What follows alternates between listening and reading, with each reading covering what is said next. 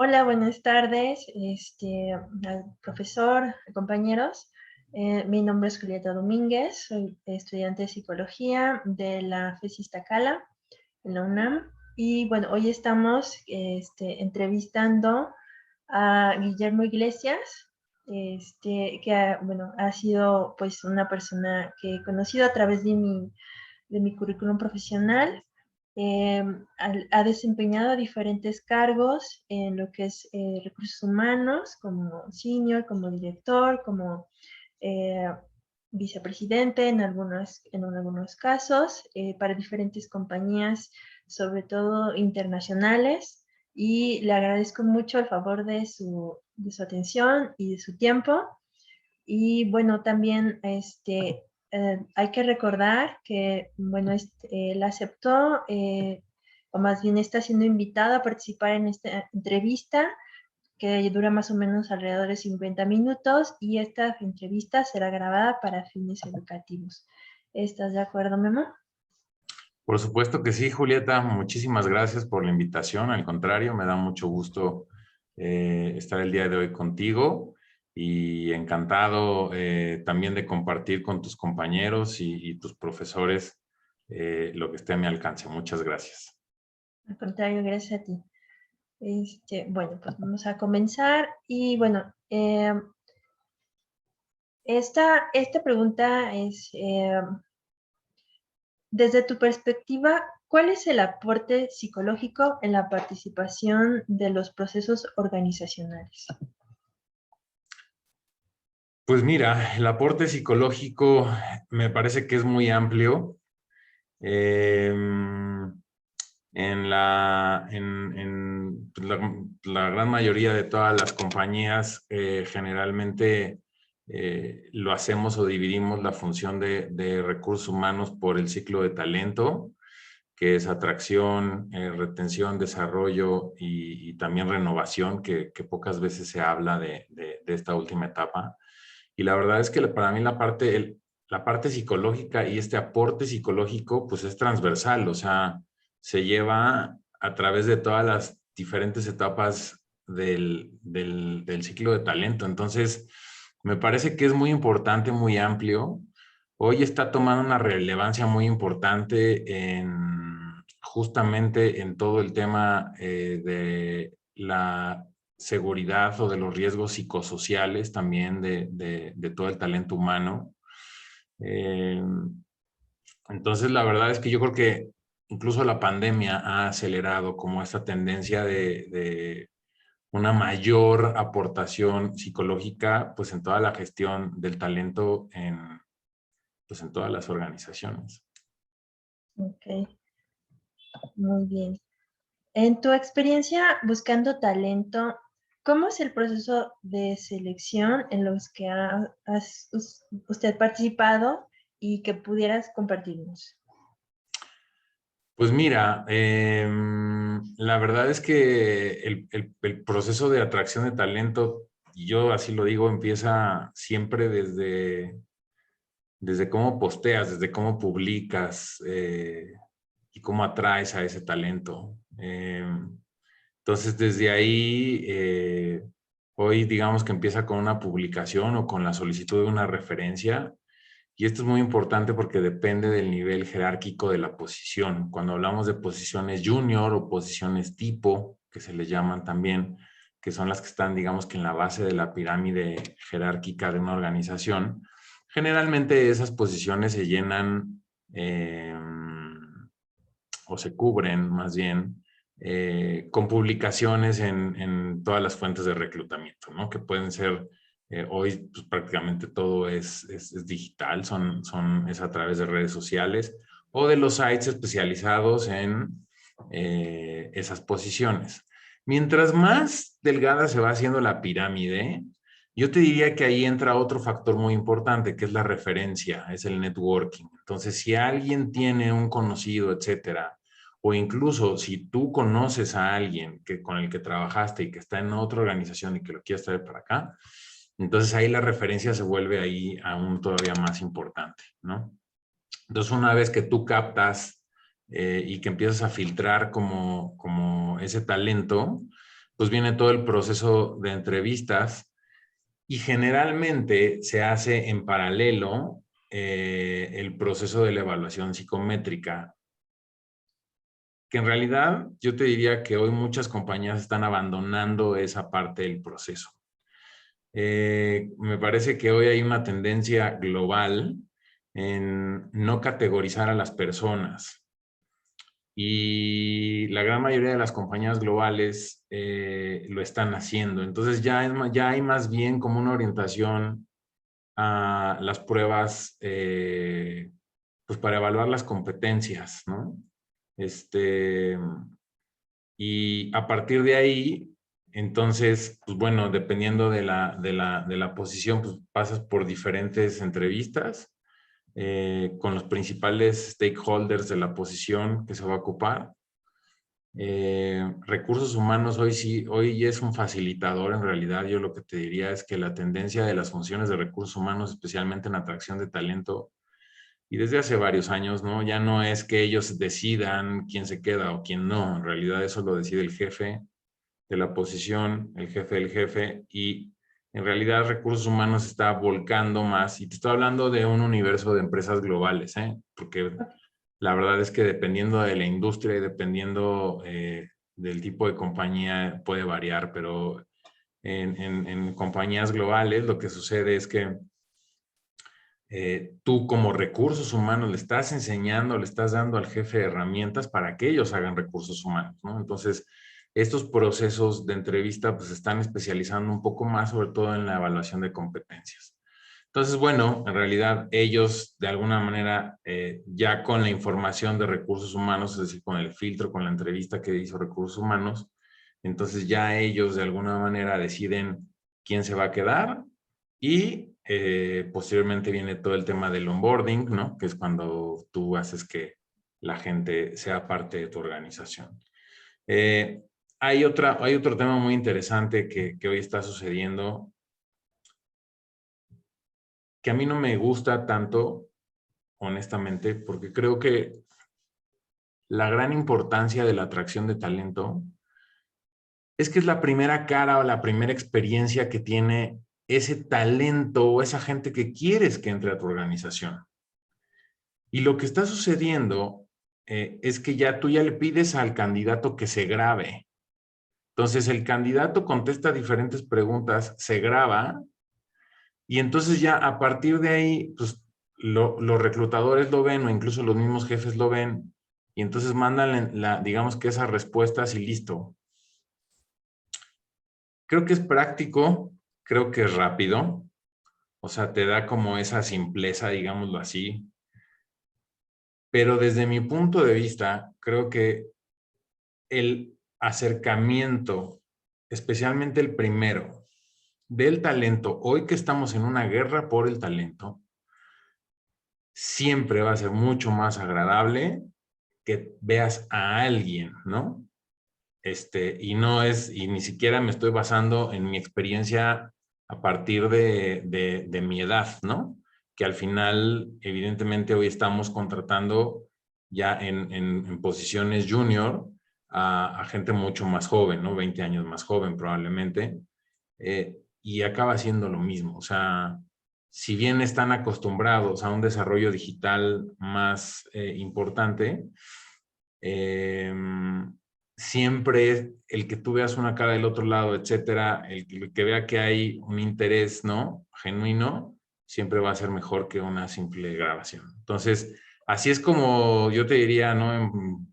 Ni en tan pocas palabras, pero más o menos es como hoy se está llevando a cabo la atracción del talento en la gran mayoría de las compañías globales, ¿no? Ok, creo que cubriste mi siguiente pregunta, que es justamente cómo se lleva a cabo y qué características cumple. Que lo mencionaste bastante bien. Y bueno, ¿podrías mencionar alguna ventaja de reclutamiento interno, por ejemplo? Sí, fíjate que Yo creo que hay muchos aprendizajes a lo largo del tiempo en el reclutamiento interno. Hay diferentes tendencias.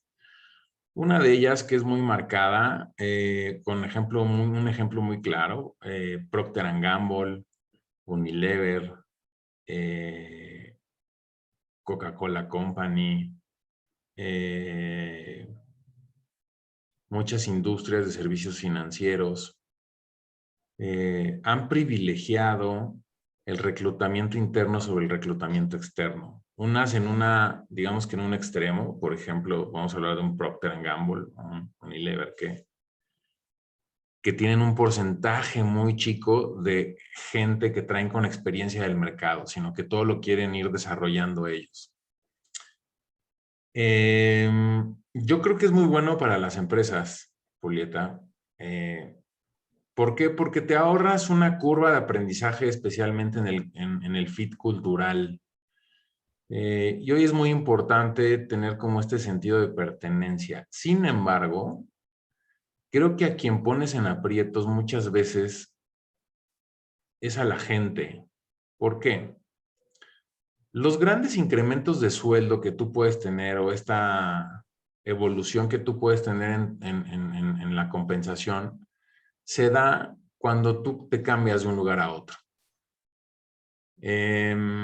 Cuando tú tienes un crecimiento interno, desgraciadamente las empresas castigan hasta cierto punto ese talento interno. La progresión que hay entre un puesto y otro generalmente no está tan bien hecha internamente. Y entonces lo que sucede es que pones a tu talento en riesgo para que se lo lleve otra compañía, ¿no? Entonces yo te diría que eso para mí es un punto importante.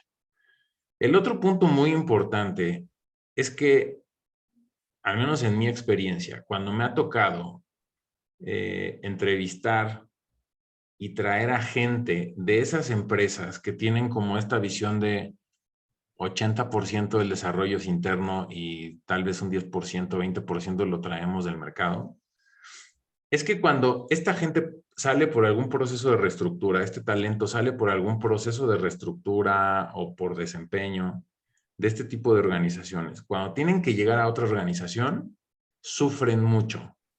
¿Y por qué utilizo la palabra de sufrimiento? Porque realmente hay un tema muy grande de están tan acostumbrados a una cultura, a una forma de hacer las cosas, que cuando tú los pones en otro contexto, tienen muchas dificultades.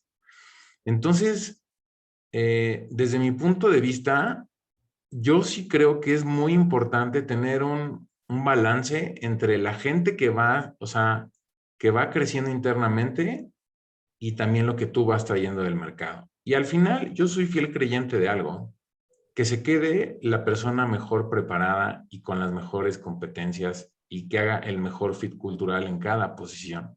No importa si viene de adentro, no importa si viene de afuera.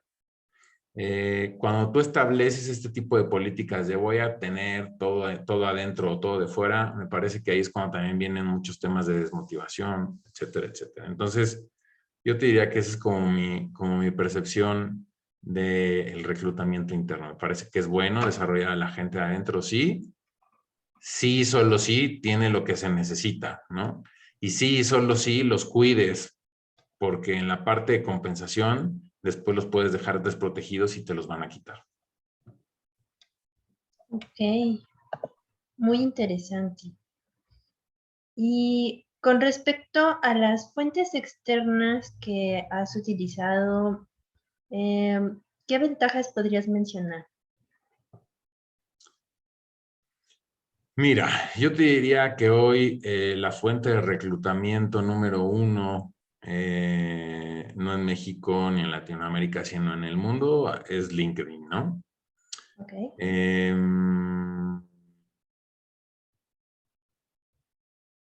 Desde mi perspectiva, yo creo que es la herramienta más importante y te da muchísima información para que tú puedas ir por el talento que necesitas.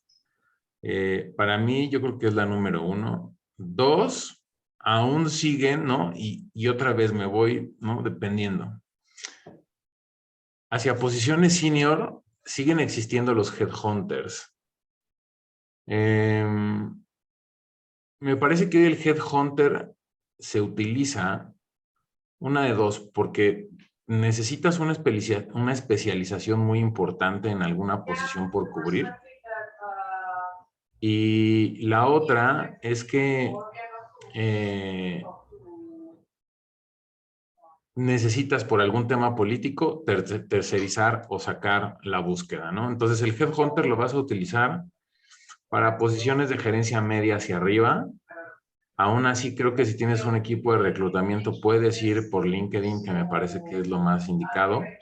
Y de la mitad de la pirámide hacia abajo, ahí ya hay un cambio. ¿Por qué? Porque siguen existiendo todos estos sitios como OCC, como Boomerang, Indeed, ¿no? También puede ser una buena fuente de reclutamiento, Manpower, Adecco, etcétera, ¿no? O sea, la gente, y sobre todo para atraer gente recién egresada, me parece que la fuente de reclutamiento más confiable tendrían que ser las bolsas de trabajo de las universidades, las que están bien hechas, ¿no? Porque también, desgraciadamente, no necesariamente tenemos ahí la mejor bolsa de trabajo y desgraciadamente no puede llegar como a la gente correcta, ¿no? Entonces, yo te diría que esas son como, desde mi punto de vista, las que más se utilizan y van variando dependiendo otra vez del nivel de la posición. Ajá. Ok. Desde su perspectiva, ¿cuál es lo que busca un reclutador de la información de un currículum vitae? Mira, yo regreso, ¿no? Otra vez, y la verdad es que en temas de atracción de talento todo depende del nivel de la posición. Me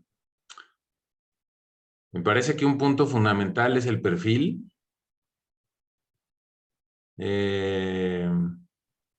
Si nosotros más o menos, ¿no? En una empresa, cada reclutador trae entre 10 y 15 posiciones, hay otros que traen hasta 20 posiciones al mes por cubrir. Y hay una métrica por ahí que te dice que tú para sacar una terna de candidatos para cada posición tienes que leer al menos unos 10 currículums, ¿no? Entonces, si empezamos a hacer números y tienes 10 posiciones al mes y por cada una de ellas tienes que cubrir, que mandar una terna al menos, estamos hablando que un reclutador tendría que leer 100 currículums al mes.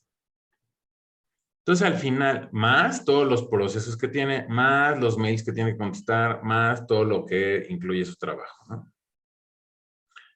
Entonces, es difícil pensar que un reclutador va a leer todo el currículum. Entonces, a lo que se va es, sin duda, el perfil siempre lo tienen que leer. Ese es el que leen.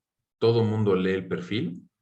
Y después hacen un barrido rápido de cuál es la experiencia que tiene la persona, dónde ha trabajado, qué puestos ha desempeñado. La parte de estabilidad también es importante. Hacen un barrido rápido de eso y después probablemente un barrido de dónde vienen, ¿no? Dónde estudiaron, etcétera. Se acabó.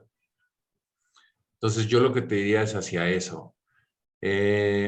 Hoy, si a ti realmente te interesa saber un poco más de la persona, hay una tendencia también que no sé qué tan adecuada me parezca, de ir a revisar sus redes sociales, ¿no? Tratar de ir a revisar Facebook, Twitter, Instagram, etcétera.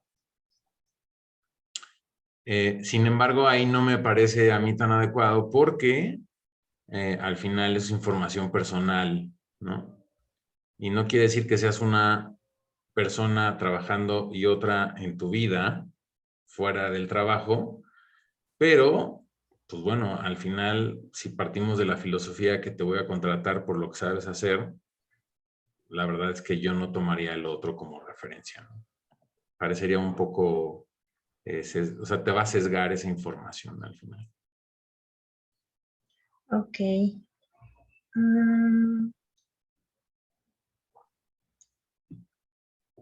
En las empresas en las que has colaborado, o usted colaborado, Em, ¿Has sido encargado de llevar a cabo un programa de capacitación? Sí, varias veces en diferentes, prácticamente en todas las compañías y en diferentes, digamos que habilidades, ¿no? Tanto habilidades técnicas como habilidades humanas y también habilidades regulatorias, ¿no? Ok, ok. Mm, bueno, regresando también un poquito al proceso ya digo, de contratación y eso, ¿cómo se lleva correctamente o cómo debería de llevarse correctamente la integración de un nuevo elemento en el área? Bueno, específicamente por recursos humanos para la persona que va a ser contratada. Ok, específicamente por recursos humanos, me parece que hoy hay una tendencia muy importante de la experiencia del empleado, ¿no? Y la experiencia del empleado era un poco justo lo que te compartí hace un momento. La experiencia del empleado comienza desde la aplicación a la posición, desde que la persona se interesa en entrar en tu organización. Entonces, esta gente te está evaluando desde ese momento. Por eso te decía que siempre es importante ver una cara, ¿no? Y que todos tus procesos estén alineados a que esta experiencia del empleado sea buena. Porque, repito, en esta guerra por el talento, donde incluso la permanencia o la antigüedad de los empleados está disminuyendo radicalmente por las brechas generacionales y por las preferencias generacionales, que creo que también tiene mucho que ver. Te están evaluando desde un inicio, ¿no? Y desde un inicio, si tú lo recibes adecuadamente, entonces ahí empieza la experiencia del empleado. Entonces, pasa por todo este proceso. Entonces, aquí quiero ser muy claro. Toda la gente que piensa o que tiene esperando a la gente media hora, una hora para hacerle una entrevista, me parece que es una falta de ética y de profesionalismo tremenda, porque desde ahí empieza la experiencia del empleado. Desde cómo le hablas, desde cómo lo recibes, desde qué tan puntual eres, desde qué tipo de entrevista le haces, etcétera, etcétera. Entonces, todo esto forma parte de la integración y que viene con el, digamos, con el momento o el clímax, ¿no? De extender una oferta y de explicar muy bien en qué consiste esta oferta de trabajo. Y una vez que eso sucede, entonces vienen todos los procesos de onboarding, perdón, del background check, eh, vienen los procesos de integración. Entonces, desde antes el jefe tendría que dar la bienvenida y no esperar al primer día. Es de, oye, Julieta, me da mucho gusto que hayas aceptado unirte al equipo. Te estamos esperando. Te voy a enviar una información para que vayas viendo quiénes somos. ¿Me explico? No es de te voy a dejar trabajo, porque eso sería contraproducente desde mi punto de vista. Es de quiénes somos y que estamos ansiosos por recibirte. Entonces, desde ahí tú ya estás agregándole valor a la experiencia de la persona. Y el mismo equipo también tiene que darle la bienvenida a la persona. Y la persona debe de tener un plan de inducción y debe de tener un plan al menos de 90 días. Y eso está demostradísimo. Y hay un libro de Harvard que así se llama, Los primeros 90 días. Entonces, la verdad es que todos deberían de tener esto. Ahora, el proceso de onboarding no acaba a los 90 días, sino que en realidad se ha visto que si tú no haces una inducción adecuada, toda la rotación que tengas, incluso dentro del primer año, tiene que estar relacionada muchas veces con el proceso de inducción. Entonces, después de 3 meses y después de 6 meses y después al año, siempre es recomendable que tengas todavía actividades de inducción. Entonces, yo te diría que así lo he visto y así me parece que tendría que ser como una forma adecuada, ¿no? O sea, ya pensemos en la experiencia del empleado. Así como pensamos en la experiencia del cliente, pensemos en la experiencia del empleado, porque el empleado es la forma en la que te va a retribuir, ¿no? Si se siente bien recibido, se siente valorado, reconocido, va a permanecer un poco más de tiempo en tu organización. Ok. ¿En alguna organización que has laborado se han gestionado por competencias? Sí, prácticamente en todas. He tenido la fortuna de trabajar compañías grandes, importantes, como HSBC, como Bank of America, como Diageo, que es el líder mundial en bebida alcohólica. Después Vim Suntory también, que es el tercer jugador más importante también en bebida alcohólica en el mundo. Y hoy desde esta parte de la consultoría también me toca ver prácticamente todos nuestros clientes son empresas globales. Entonces, yo te diría que hoy no hay quien gestione, al menos desde esta intención, con las competencias en la mano. Ok. Mm, En tu experiencia, ¿agregarías alguna competencia de carácter cualitativo a lo que ya digo está establecido? O sea, como una competencia transversal. Ujú. Sí, yo creo que al final hoy la pandemia nos ha hecho reinventarnos, ¿no? En un montón de cosas.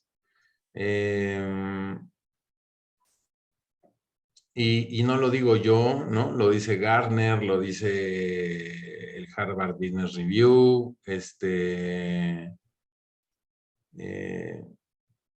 la competencia más importante que hoy necesitan todas las compañías ya no es tanto la agilidad, sino más bien es la resiliencia y es esta capacidad de sobreponerte a la adversidad, aprender de ella y después pues ponerlo en práctica para que te hagas pues, mucho más adaptable, ¿no? A los cambios que hay en el contexto. Entonces, la verdad es que yo te diría que hacia allá va, ¿no? O sea, la resiliencia me parece que sería una competencia que hoy tendría que evaluarse en prácticamente todas las posiciones y en todas las organizaciones. Ujú. En su experiencia, ¿cuáles son las estrategias más utilizadas para la retención de talento?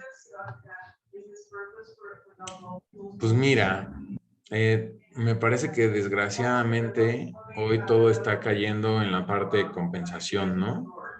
Eh, la retención del talento hoy está entendida aún en muchas organizaciones como algo reactivo, no como una estrategia preventiva. Y en ese sentido, yo te diría que hoy, ¿no? Lo que más se sigue usando pues son el tratar de igualar ofertas, el tratar de hacer promociones apresuradas, o incluso que todavía aún es peor, promover o ascender a la gente a una posición cuando ya se lo merecía desde antes y entonces hasta que no trae una carta oferta de otro lado, pues entonces tratas de retenerlo de esa manera.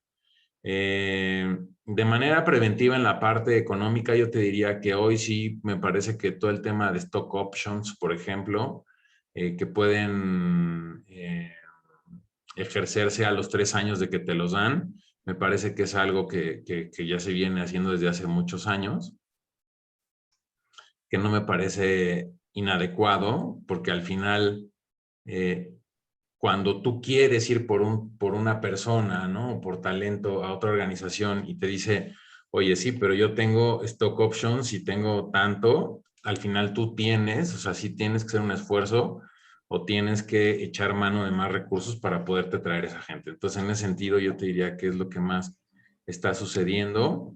Y en la parte que no tenga que ver específicamente con la parte de compensación, me parece que los procesos de coaching, ¿no? Que probablemente tienen que estar muy ligados al tema de desarrollo. Eh,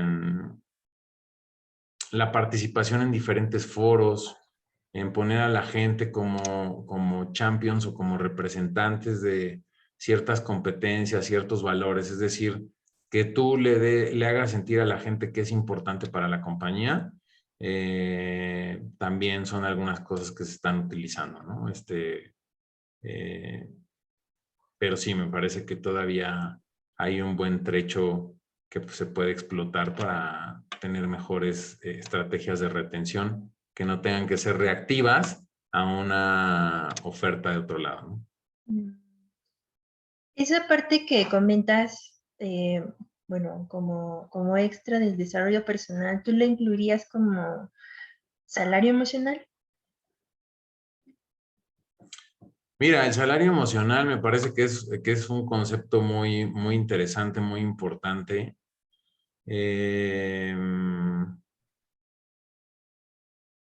Yo creo que el salario emocional lo impacta otra vez regreso a toda tu experiencia como empleado, Julie, porque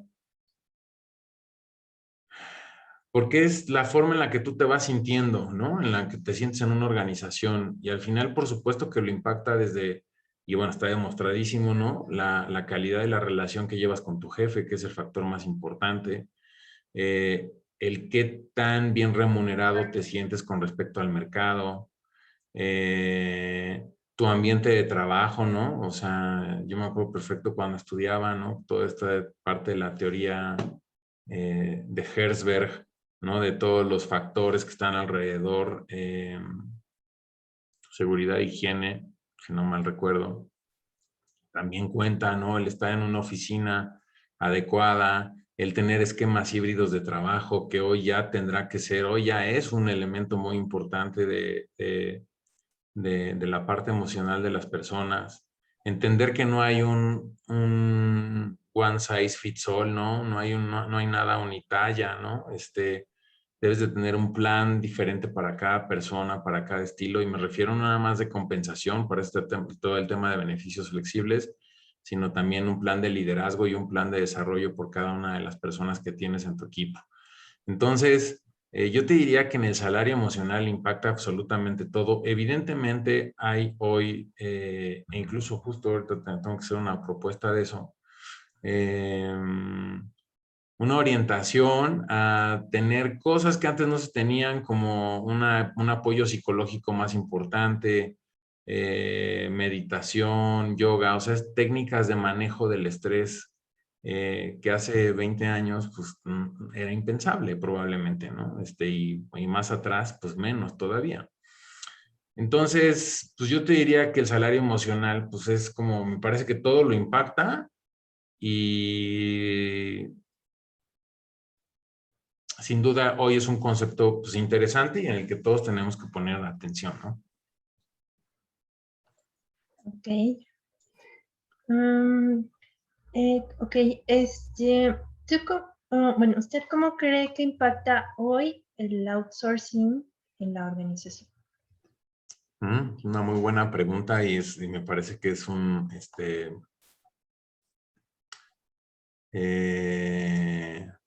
tema muy interesante porque especialmente ahorita tiene ahí un contexto político importante, ¿no? Ujú.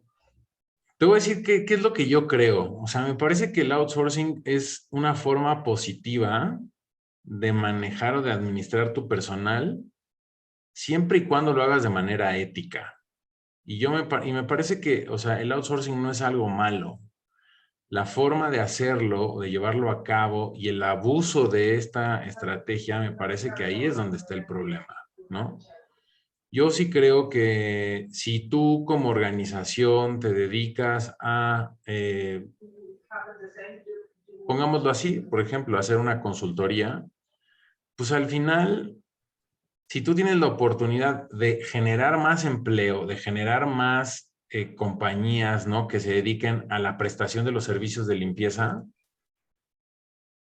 pues tú no te dedicas a limpiar. O sea, si tú puedes contratar a alguien que te ayude a limpiar y que sea especializado en eso, sin duda lo va a hacer mucho mejor de lo que tú podrías hacerlo, porque tú te dedicas a dar consultoría, ¿no?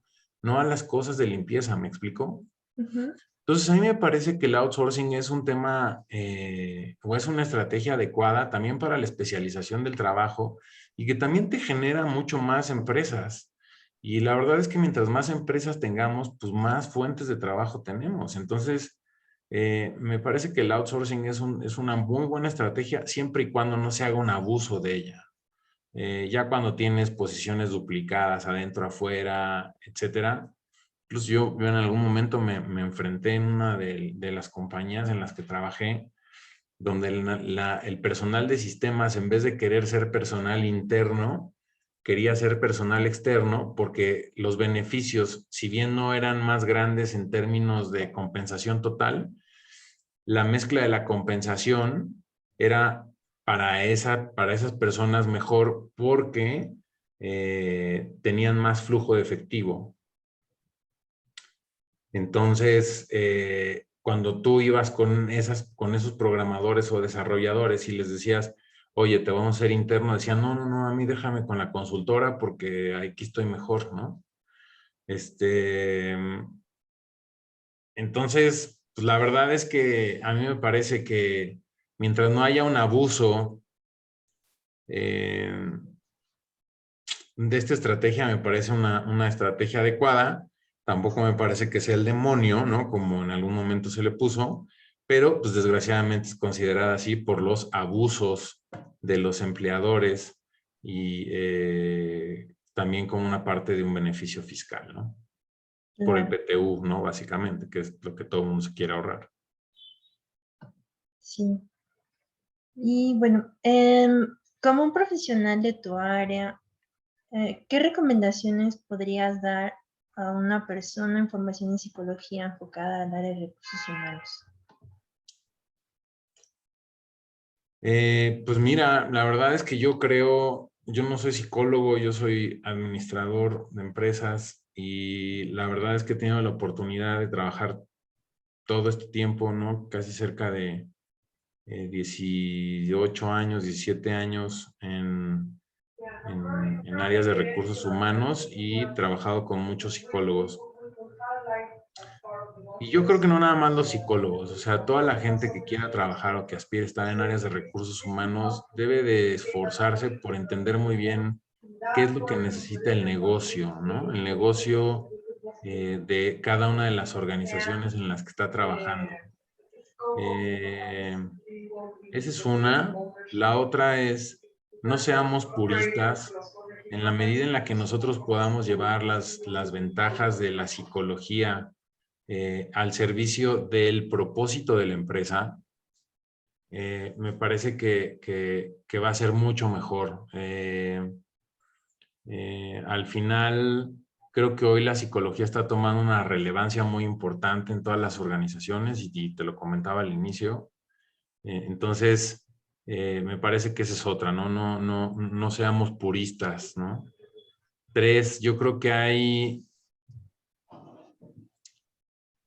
me parece que la mayor herramienta de la psicología en las organizaciones es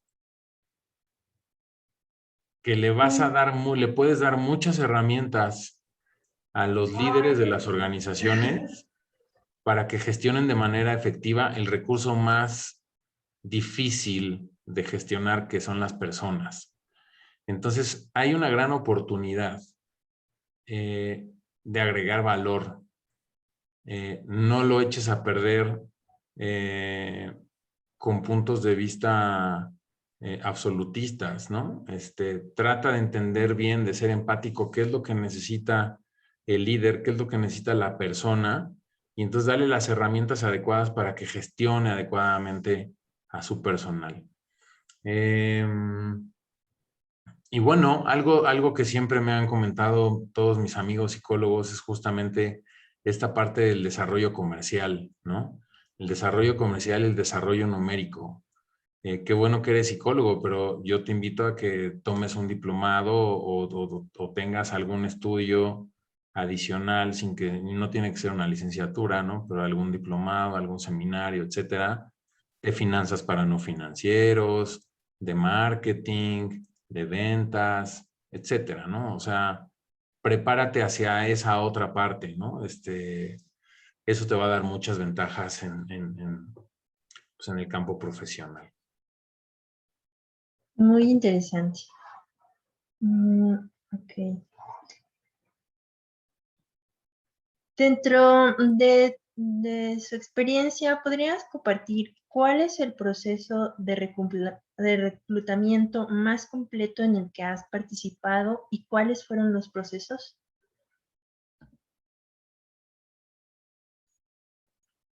Mira, generalmente los procesos de reclutamiento más completos son los que tienen mayores, donde la batería de evaluación pues es más robusta, ¿no?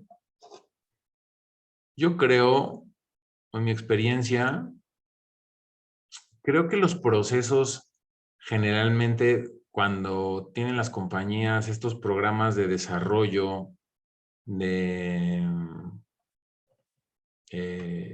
tanto de recién egresados como de gente especializada ya con un poquito más de experiencia, donde no nada más incluyes esta batería de competencias, ¿no? Los test, no nada más incluyes como estas entrevistas, ¿no? Que son muy importantes, sino que también llevas a cabo ejercicios de evaluación en panel o con casos prácticos, etcétera. Es decir, a una realidad a la que las personas se van a enfrentar en tu organización y verlos cómo gestionan, me parece que es súper importante. O sea, te da mucha información acerca de la persona y sin duda eso te va a ayudar pues, a tomar una mejor decisión, ¿no? Eh, yo tampoco creo que una persona deba de tener 10 entrevistas. O sea, al final, mientras más también repartes esa responsabilidad, porque al final es la responsabilidad, ¿no? De elegir a alguien. Una es un proceso muy cansado y la otra, pues es que la verdad, también no tomas tú como la accountability de decir yo tomé la decisión de traer a Julieta, ¿no? Entonces, me parece que un proceso adecuado, ¿no? De ser posible, y el problema es que es más caro, ¿verdad? Es correr ejercicios de evaluación, de assessment ejecutivo, donde tú puedes ver a la persona pues, actuando ya en un contexto similar al que va a estar gestionando si se quedara con la posición. Wow.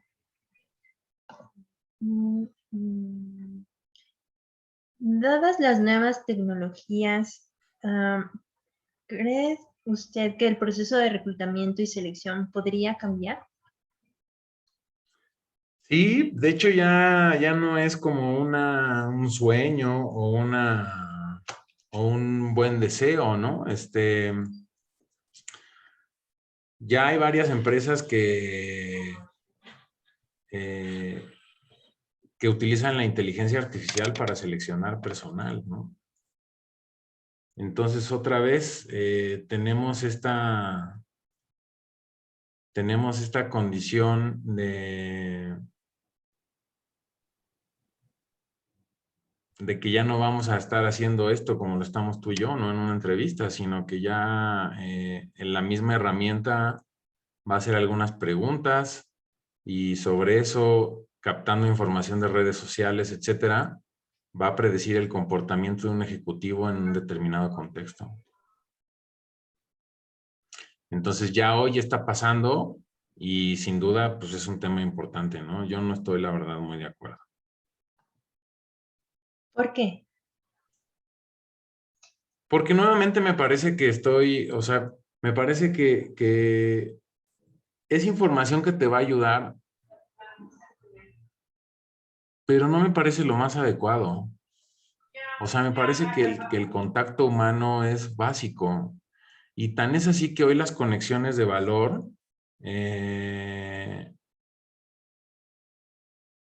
es algo donde todas las compañías se tienen que enfocar después de lo que vivimos en la pandemia.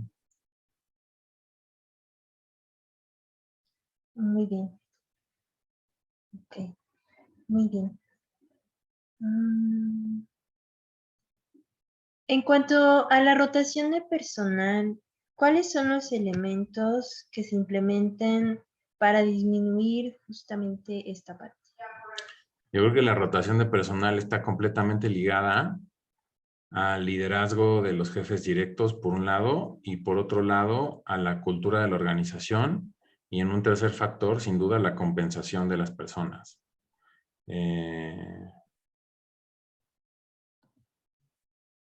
O sea, me parece que va por ahí. Ok. En cuanto a su experiencia en las compañías internacionales, ¿qué estrategias se deben o se deberían implementar en una compañía mexicana? Ay, Yuli, pues es que hay de compañías mexicanas a compañías mexicanas. La verdad es que desgraciadamente hoy, y creo que la pandemia es un ejemplo muy claro. Eh,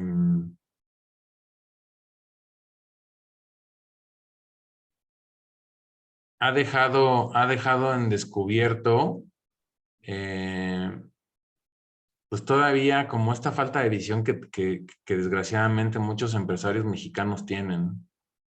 La falta de sensibilidad, la falta de preparación, la falta de orientación a las personas y a sus necesidades, me parecen básicas.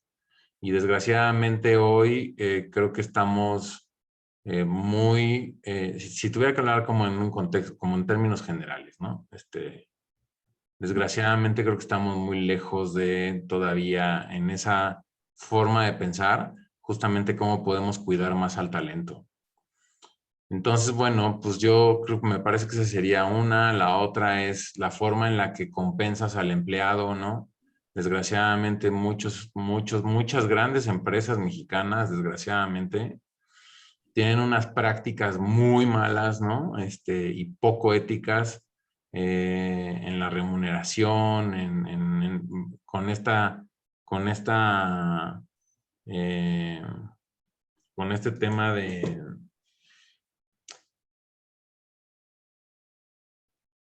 cómo puedo ahorrarme fiscalmente ciertas cosas. Me parece que hacen un abuso y que maltratan a las personas. Entonces, la verdad es que es complejo. Yo sí creo que estamos todavía como país, desgraciadamente, muy lejos de las mejores prácticas de empresas globales.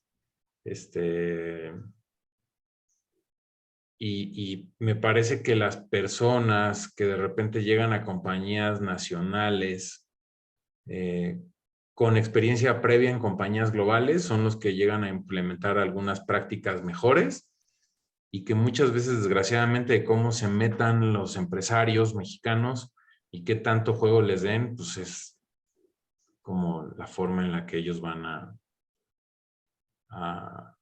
pues a retribuir, ¿no? La verdad es que sí, creo que estamos todavía muy lejos aún. Ok, y para finalizar, en su opinión, dados los tiempos actuales, ¿algún otro nuevo reto que pudiéramos abarcar en esta última pregunta? No entendí muy bien, o sea, un reto, pero ¿en qué sentido? En el sentido de que, bueno, pues estamos teniendo pues actualmente muchos cambios, como, bueno, están las nuevas tecnologías. ¿Hay algún otro punto que yo no haya tocado y que deba de incluirse? Ya. Sí, me parece que hay un tema muy importante que es la disrupción. En la medida en la que nosotros vayamos siendo más disruptivos, podemos encontrar mejores formas de hacer las cosas. Evidentemente una disrupción positiva, ¿no? El intercambio de prácticas entre diferentes industrias, entre diferentes compañías, entre diferentes países, ¿no? Entre formas de pensar, etcétera.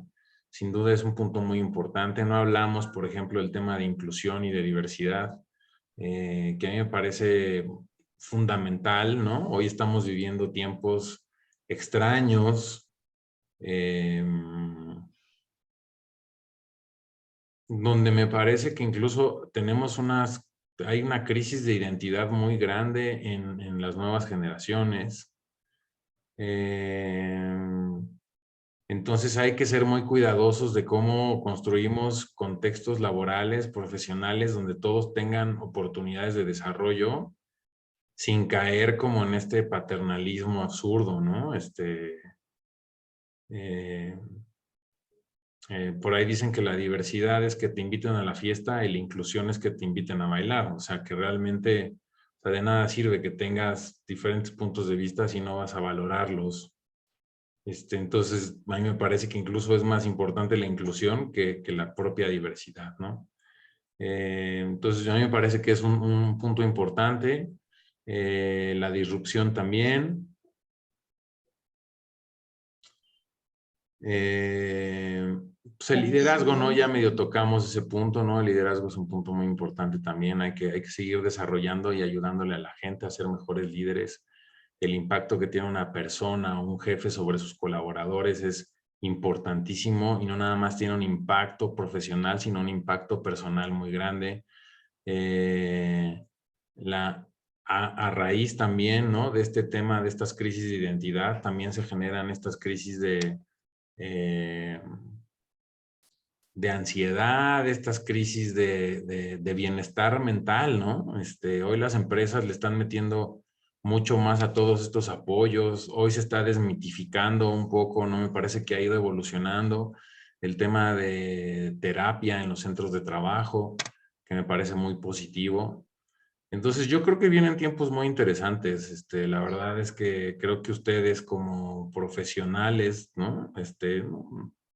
No del futuro, ¿no? Ya desde hoy, pero especialmente hacia adelante, pues van a jugar un rol muy interesante y eh, clave para que las organizaciones sean mucho más productivas y que todo esto, el propósito por el que estudiaron o están estudiando psicología organizacional, pues realmente se cumpla, ¿no? Que es ayudar a los demás a ser mejores. Entonces, yo a lo que los invito, como a toda la gente, es a desafiar el poder de su talento. Piensen cómo pueden ser mejores, cómo pueden llevar sus competencias, sus habilidades al siguiente nivel. Nunca dejen de prepararse, nunca dejen de estudiar. Pues bueno, sin duda que sigan teniendo muchas oportunidades de trascender en los demás, ¿no? Claro. Pues muchas gracias, Memo. Soy muy agradecida por tu tiempo y esta entrevista. No, nada que agradecer y al contrario, si quieren que sigamos compartiendo experiencias y eso, síganme en mis redes sociales, me pueden encontrar en LinkedIn como Guillermo Iglesias y a Miu Group también, ¿no? Que ahí también publicamos muchas cosas, muchos recursos de desarrollo profesional. Entonces, pues cualquier cosa que necesiten, estoy a sus órdenes. Y pues bueno, al final yo también soy egresado de la UNAM y tenemos un reto enfrente muy importante. Ojalá que tengan mucho éxito y que les vaya muy bien. Muchas gracias. De nada. Ok. Espera. Pues ya.